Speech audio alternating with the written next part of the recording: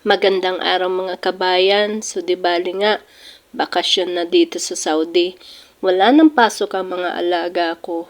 Kaya ito, nag-umpisa ako magawa-gawa ng mga tahi-tahi. Ito yung mga pinaglumaan na hindi magamit at itinabi na sa cabinet. So, nirepair-repair ko siya at wala nga akong magawa. So, ito, nirepair-repair ko at ginawa kong blouse and summer naman dito at tama lang tong aking ginawa. Ito nga pala, suot ko na nga pala yung una kong nagawa, itong suot ko. So, yan siya. Di bale, ito tinatahi ko pangalawang sleeveless na yan. Pangalawa na siyang sando na aking ginagawa. Di bale, sana magustuhan nyo itong aking kasi nakakainip dito, walang magawa.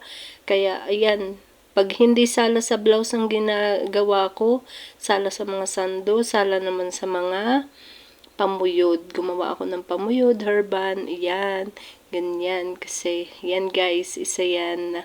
Patapos na ako dyan guys, sa akin. Kumbaga, tinatahi ko na lang yung mga gilid-gilid niyan para masuot na natin. Dito lang naman natin yan sa room isusot. Ayan, diba guys, flex ko na sa inyo yung mga nagawa ko. So, yan guys. Salamat sa inyong panonood.